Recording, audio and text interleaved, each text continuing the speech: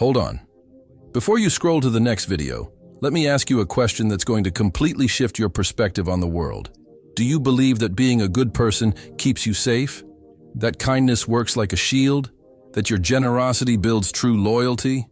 That being honest automatically earns you respect? If you answered yes to any of these questions, you're about to discover the most dangerous lie you've been told since childhood. The biggest mistake people make is believing that goodness equals safety. But here's the unfiltered truth. Goodness is a double-edged sword. It can either elevate you or completely destroy you. Your relationships, your career, your dreams, everything is at stake. Niccolò Machiavelli, yes, that Machiavelli, figured this out centuries ago. He watched benevolent leaders fall. He saw compassionate rulers get annihilated. He witnessed generous people being betrayed by the very ones they helped. And he documented it all meticulously. Today, I'm going to reveal this hidden truth to you, the invisible cost of goodness that nobody has the courage to mention. In the next few minutes, you're going to understand why your goodness is turning you into an easy target, why people don't value your kindness. They take advantage of it. And most importantly, how to convert goodness from your greatest weakness into your most powerful weapon. But let me make one thing crystal clear. I'm not asking you to become a bad person. I'm not suggesting you hurt others. What I'm showing you is how to be good intelligently, not naively. Because the raw reality is, in a world full of predators, being prey puts you on the menu. Now I want you to drop this affirmation in the comments. I choose intelligent goodness. Starting today, everything changes. You're not going to distribute goodness blindly anymore. You're going to use it with purpose. In this video, we're going to expose why goodness doesn't always protect you. In fact, it often destroys you. And we're going to see exactly how to transform it into a source of real power. Let's start with the first shocking truth. Think about the kindest person you know. Now answer me this. Are they truly respected? Or are they that person everyone calls when they need something, but forgets when everything's fine? The truth hurts, but it needs to be said. Being good makes you vulnerable, not protected. When you're consistently kind, people start seeing you as predictable. They know you won't fight back. They know you won't say no. They know they can push you around because you're too nice to react. You become the office doormat. The friend who always picks up the tab. The family member who always says yes even when it hurts you.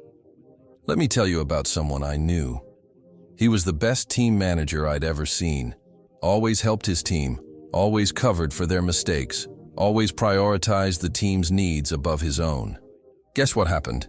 They promoted someone else over him. Why? Because kind people don't look like leaders, they look like servants. People don't respect your goodness, they exploit it. Think about it. When someone is always available to help, the help loses its value. When someone never sets boundaries, people will keep crossing them. When someone never shows their teeth, they assume you don't have any. Your goodness transforms into your weakness because it signals to the world that you can be used.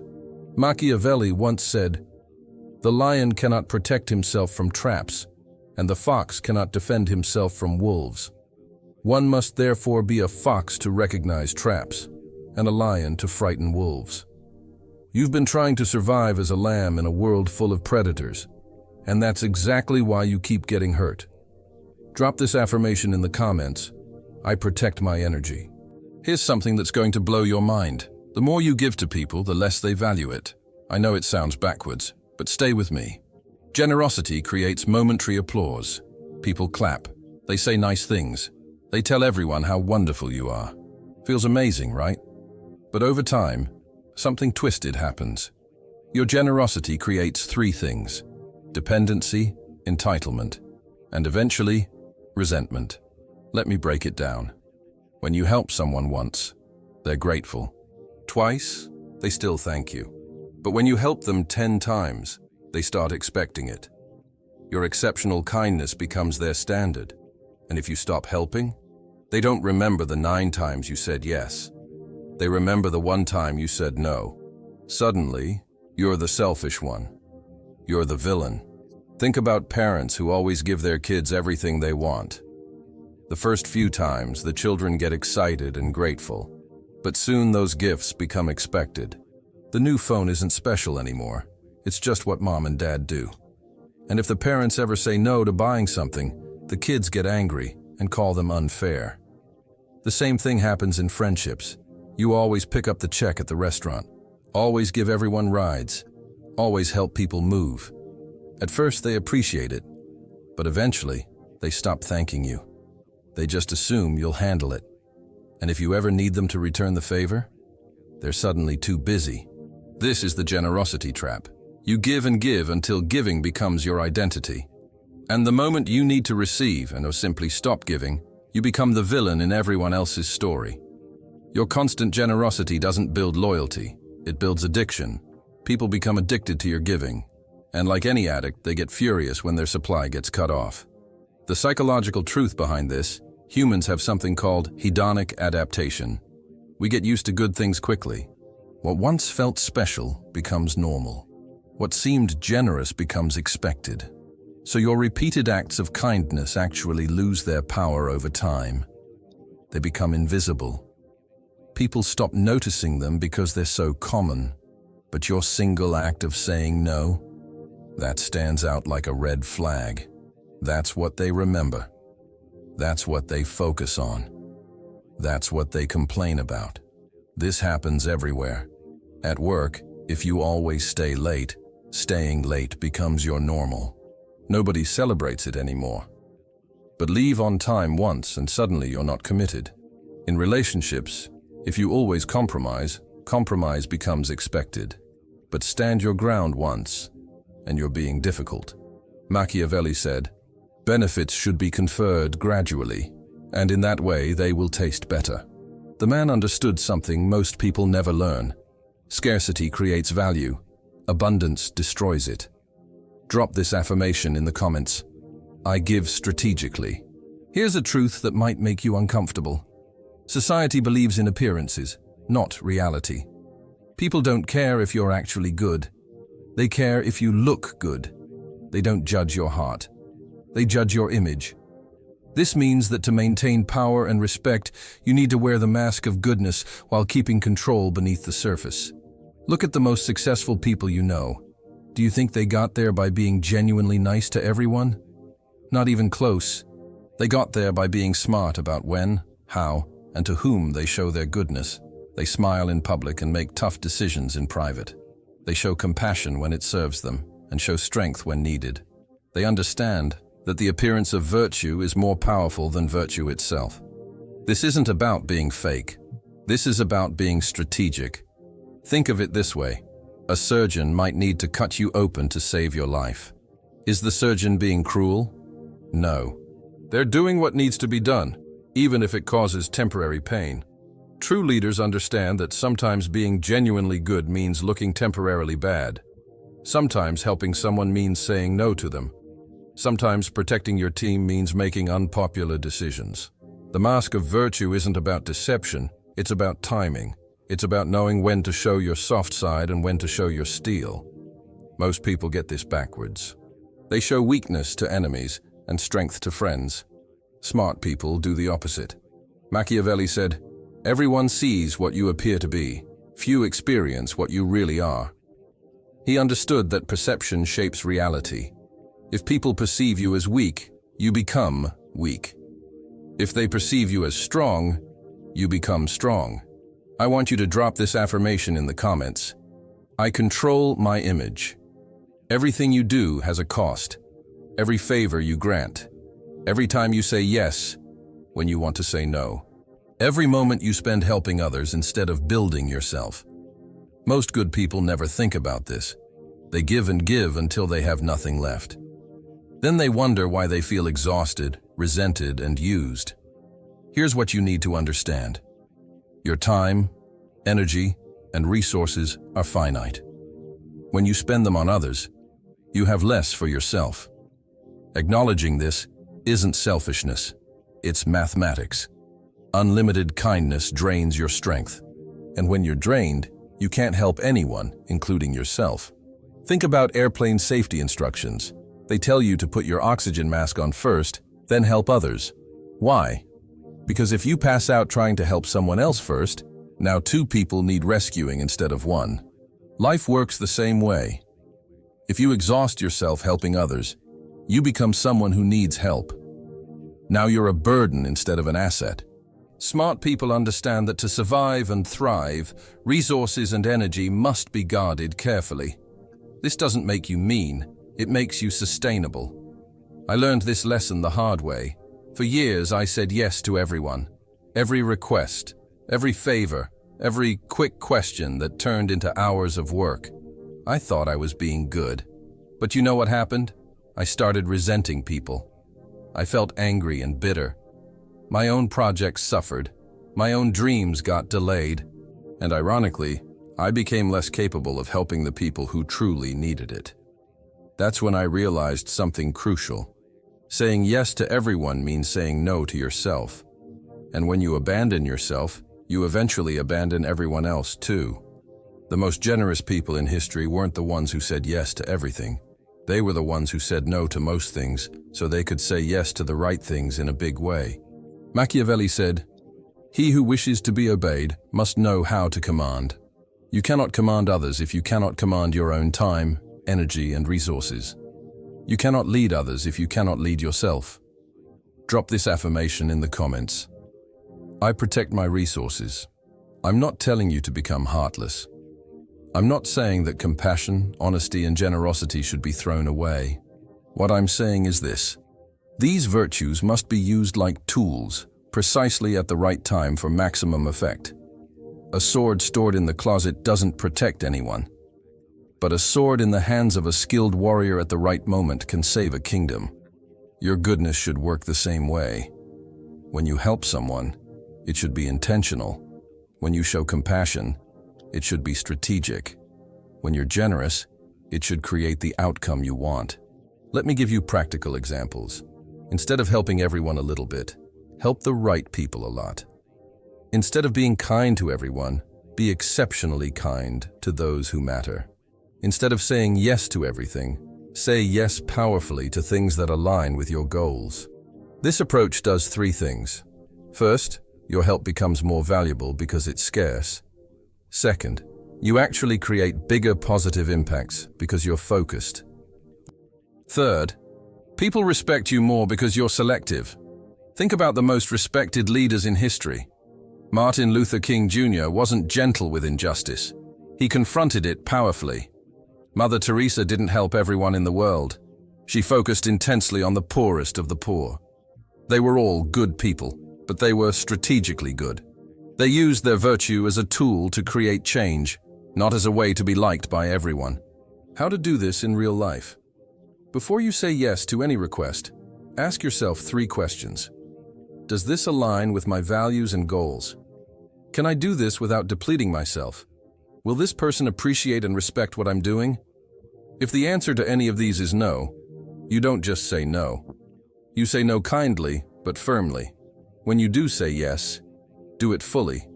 Give your best effort. Create real value. Make a meaningful difference. This way, your yeses matter. Your help is remembered. Your generosity creates loyalty instead of entitlement. Machiavelli said, "The promise given was a necessity of the past. The word broken is a necessity of the present." What he meant is this. Sometimes keeping your word to one person means breaking your word to another. Sometimes being good to your family means being firm with co-workers. Sometimes protecting your dreams means disappointing people who want to use your time. Strategic virtue isn't about being selfish. It's about being effective. Drop this affirmation in the comments. I choose effective kindness. Here's something that's going to change how you see human nature forever. Gratitude is temporary. I know this might hurt to hear, but it's true. The favors you do, the help you provide, the sacrifices you make, they have an expiration date in people's memories. Repeated favors stop feeling like gifts and turn into obligations. What starts as "thank you so much" becomes "you should do this," and eventually, "why didn't you do this?" You help your neighbor move. They're incredibly grateful. You help them move again 6 months later, still thankful but less excited. You help them a third time. Now they just expect it. The fourth time they need to move, they don't even ask anymore. They just assume you'll help. And if you can't, suddenly you're the bad guy. This is human psychology. We adapt to good treatment. We take it for granted. We start seeing exceptional kindness as normal treatment. In the end, people remember the advantage they got from you, not the kindness you showed them. This pattern repeats everywhere. Relationships, workplaces, friendships, families. The person who always says yes becomes the person everyone expects to say yes. The reliable helper becomes the automatic choice for every problem. And when that person finally sets a boundary or says no, they're treated like they've betrayed everyone's trust. The more consistently kind you are, the less your kindness is valued. The more available you make yourself, the less special your availability becomes. The more you give without asking for anything in return, the more people assume your giving comes at no cost to you. This is the illusion of gratitude. We think that doing more good things will make people more grateful. But it actually makes them less grateful because they expect more good things. The people who appreciate you most are often the people you help least frequently. The people who take you for granted are usually the people you help most often. This doesn't mean people are evil. It means people are human. And humans naturally adjust their expectations based on their experiences. Understanding this psychological reality doesn't mean you should stop being kind or helpful. It means you should be strategic about it. Set boundaries. Make your help conditional sometimes. Let people experience what it's like when you're not there to solve their problems. Machiavelli said, "Men judge generally more by the eye than by the hand, for everyone can see and few can feel." People see what you're doing now more clearly than they remember what you did before. Your past kindness becomes invisible. Your current actions are what they judge you by. Drop this affirmation in the comments. I create lasting impact. The world judges outcomes, not motives. You might have the purest heart in the world. Your intentions might be golden, but if your actions don't create the results you want, none of that matters. History doesn't remember people who had good intentions. It remembers people who got things done. Let me ask you something. Would you rather be remembered as someone who was really nice but didn't accomplish much, or someone who might have seemed tough but actually made the world better? Most people choose the first option because it feels safer. But here's what they don't realize. Being remembered as just nice means being completely forgotten. See, there's a brutal but undeniable truth.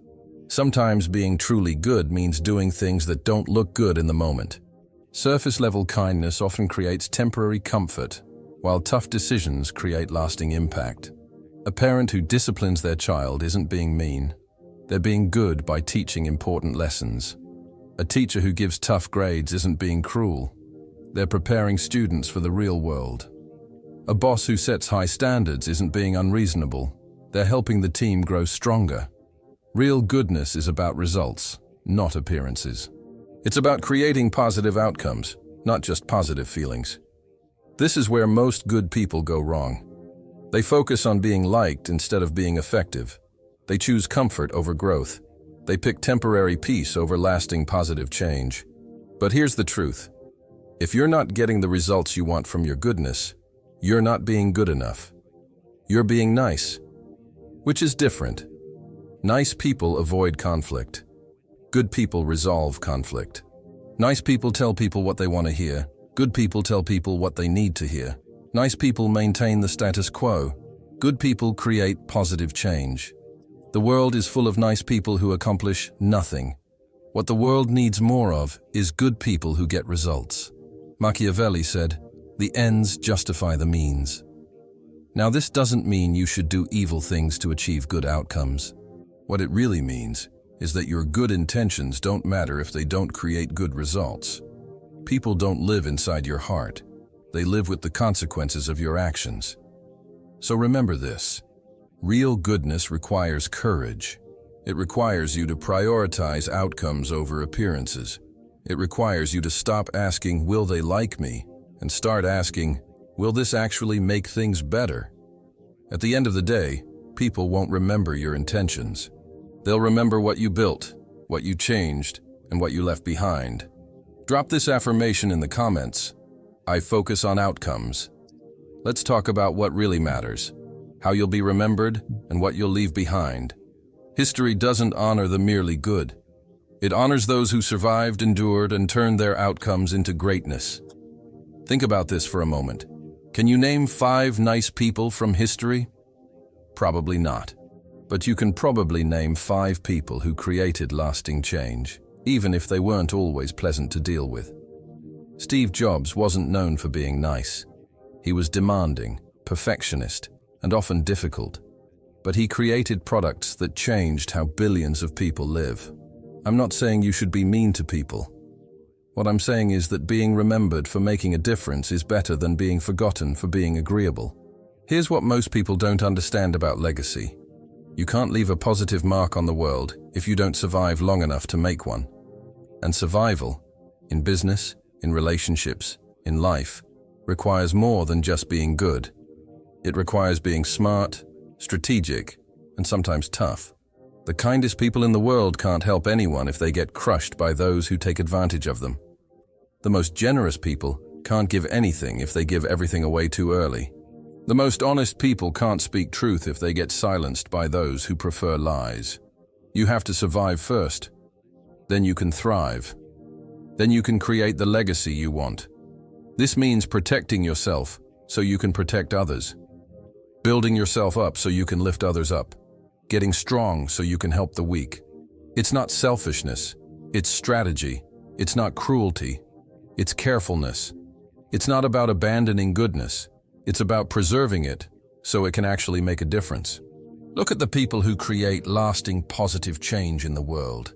They're not pushovers. They're not people pleasers. They're not afraid to say no, set boundaries, and make hard decisions. They understand that being good isn't about being weak. It's about being powerful enough to choose goodness when it matters most. Machiavelli said, "It is better to be feared than loved if you cannot be both." What he really meant is this: respect matters more than affection. Impact matters more than popularity. Results matter more than feelings. You don't have to choose between being good and being strong. You can be both. You should be both. But if you have to choose strength first. Because strength gives you the power to be good when it counts. Weakness just makes you a victim, even with the best intentions. We've covered a lot of ground today.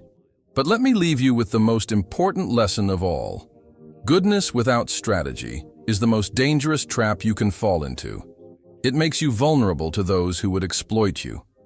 It drains your resources until you have nothing left to give. It creates expectations you can't sustain. And ultimately, it prevents you from creating the positive impact you really want to make. But goodness with strategy? That becomes a weapon of survival and influence. It becomes a tool for creating real change. It becomes the foundation for a life and legacy that actually matters. Now you know the shocking cost of blind goodness. You understand why generosity can trap you, why gratitude fades, and why good intentions without good results are worthless. More importantly, you know how to transform your goodness from weakness into strength, how to be kind strategically, how to help effectively, how to create outcomes that matter. Before you leave this video, I want you to make a decision. Are you going to keep being good the old way, blindly, without boundaries, until it destroys you? Or are you going to start being good the new way, strategically, effectively, powerfully? So here's the real question, and this is what will determine your future. Will you let goodness weaken you, or will you master it and turn it into power? The choice is yours. But now you have the knowledge to choose wisely. If this video opened your eyes to something new, hit that like button. If you want more truths that challenge how you see the world, subscribe to this channel and ring the notification bell. And if you know someone who needs to hear this message, share this video with them. Your goodness is not your weakness. When used strategically, it becomes your greatest strength. Drop this final affirmation in the comments. I master strategic goodness. Remember, in a world full of predators, don't be the prey. Be the guardian. Be someone who protects the flock not through weakness, but through wisdom, strategy, and strength.